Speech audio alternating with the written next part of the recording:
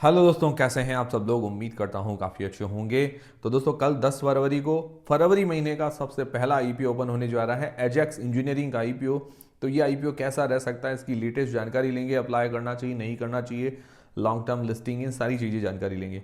देखिए, सारी चीज़ें मैं आपको बताऊंगा, डिसीजन तो आपको खुद को बनाना है। उसके अलावा बाकी जो दो आईपीओज हैं उनका भी लेटेस्ट अपडेट वगैरह जानेंगे।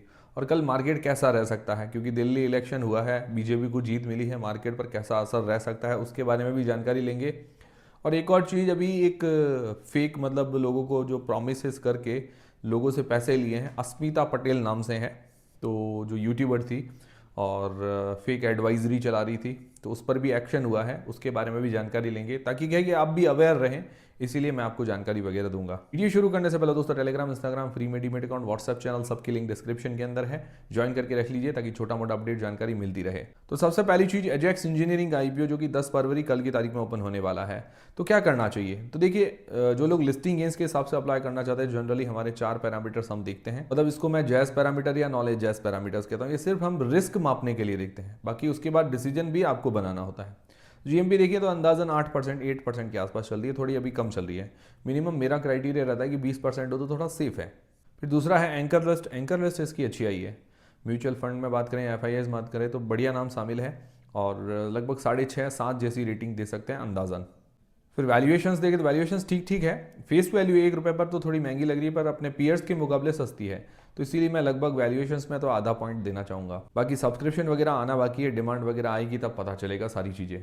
तो अभी मुझे लग रहा है कि भी थोड़ा बहुत वेट करें तो बढ़िया है, क्योंकि मार्केट की कंडीशन देखते हुए आपको अप्लाई करने का सोचना चाहिए भी मार्केट में डिमांड वगैरह कैसी है।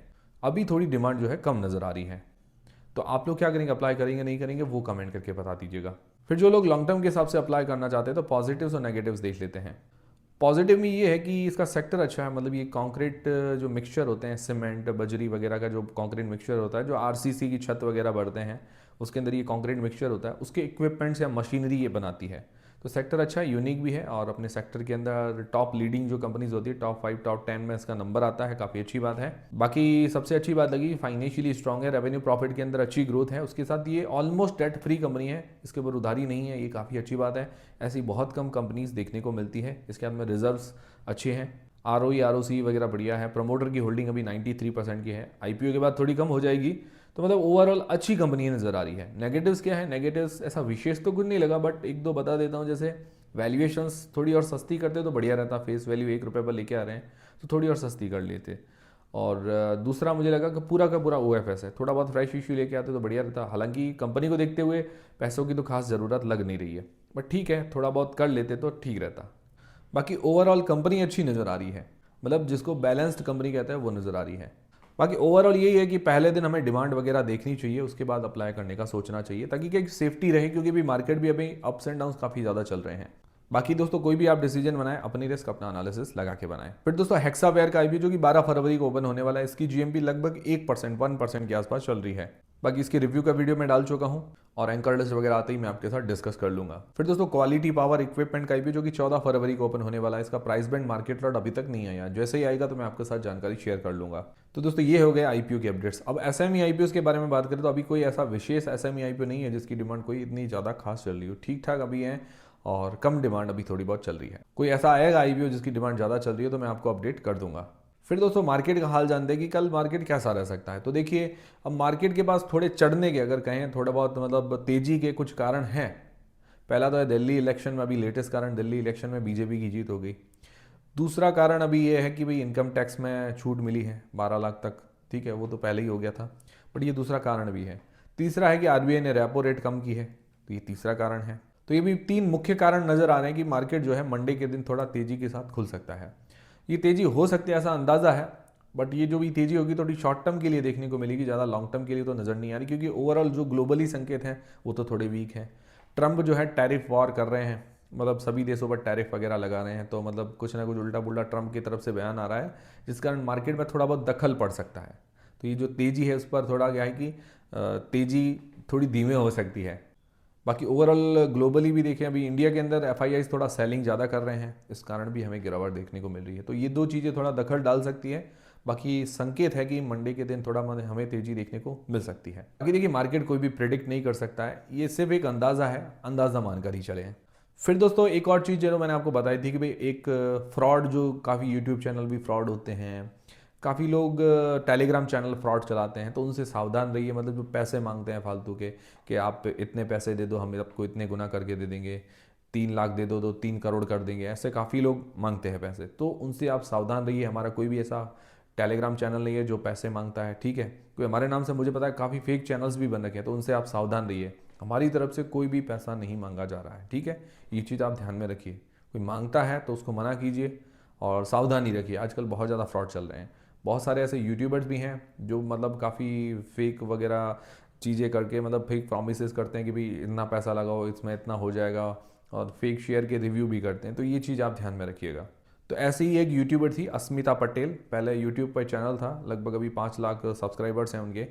तो उसके बाद क्या है कि वो एडवाइजरी चलाने लगी, अपने कोर्स वगैरह सेल करने लगी, तो वहाँ तक भी ठीक था। बट फिर क्या हुआ कि इन्होंने कोई लालच दी, 30 लाख रुपए लगाओ, 3 करोड़ रुपए बनाओ, ऐसा कुछ सुनने में है, जो न्यूज़ है उसके अकॉर्डिंग मैं आपको बता रहा हूँ।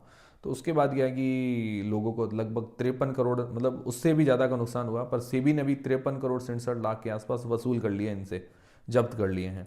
मतलब काफ़ी ह्यूज अमाउंट में लोग इनके पास पैसा लगा रहे हैं। बहुत मतलब मैं खुद सोचता हूँ, लोग क्या सोच हो गई लोगों की, कैसे आंख बंद करके पैसा लगा रहे हैं। मतलब लोग ये सोचते हैं कि भाई अपन ने पैसा लगाया, अब बस रिजल्ट आना चाहिए, फटाफट पैसे चढ़ने चाहिए। अगर स्टॉक मार्केट इतना ही ईजी होता ना तो हर कोई पैसा लगाता है इसके अंदर।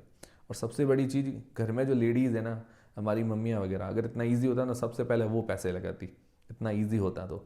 ईजी नहीं है, मुश्किल है चीज़, और ऐसे लोगों के चक्कर में ना फंसें। देखो, स्टॉक मार्केट आप करें इन्वेस्टमेंट, बट ये सेविंग्स के हिसाब से करें। इसको आप धंधा मत बनाइए कि भाई हमारा धंधा ही है कि दिन में 2 हज़ार निकालने हैं, 4 हज़ार निकालने हैं, 5 हज़ार नहीं। ऐसे मत कीजिए। इन्वेस्टिंग कीजिए प्रॉपर गाइडेंस के साथ। अच्छे स्टॉक्स लीजिए जो फाइनेंशियली फंडामेंटली स्ट्रांग हो, जिनकी ऑर्डर बुक अच्छी हो। सुनिए सबकी, यूट्यूब वगैरह पर बहुत सारे चैनल हैं, मैं हमेशा आपको कहता हूँ कि सबकी सुनिए, पर करिए अपनी मन की, ठीक है। तो ये चीज़ आप ध्यान में रखिए।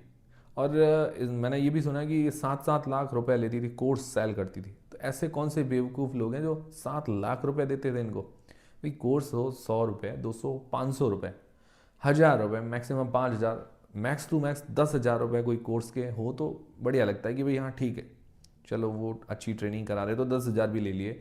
या कोई ऑफलाइन ट्रेनिंग दे रहे हैं फेस टू फेस, 20 हज़ार 40 हज़ार भी ले लिए। 7 लाख रुपए कोर्स के कौन देता है। तो लोगों को सावधान रहने की ज़रूरत है। कोई एक दिन में आप अमीर नहीं बन जाओगे, बहुत टाइम लगता है। स्टॉक मार्केट में सारी रिसर्च करनी पड़ती है, सारी चीज़ें देखनी पड़ती है, और कभी कभार शेयर ले भी लेते हैं, भले ही निचले भाव पे ले, उससे भी नीचे चला जाता है। तो बहुत सारी चीज़ें होती हैं। तो फेक प्रोमिस के चक्कर में ना रहें।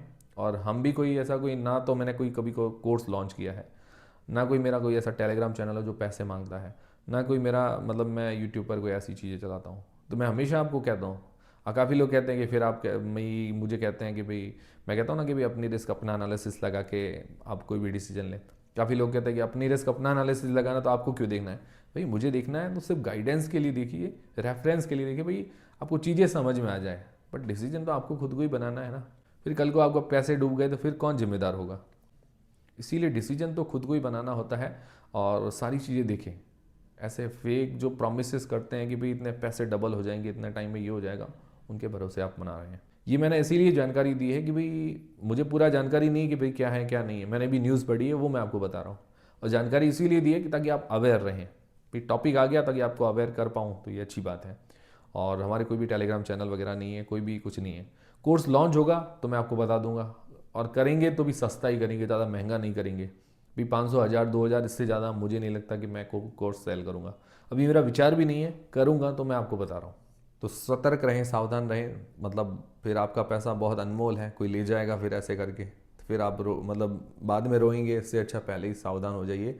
और कोई जल्दबाजी में स्टॉक मार्केट में पैसा नहीं कमा सकता है। ये चीज़ आप ध्यान में रखिएगा। ये थे सारे आज के अपडेट्स। उम्मीद करता हूँ हमारा वीडियो, हमारी जानकारी आपको काफ़ी पसंद आई। अगर हेल्पफुल रही है तो वीडियो को लाइक जरूर करें, चैनल को सब्सक्राइब कर लें। मिलते हैं दोस्तों अगले वीडियो के अंदर।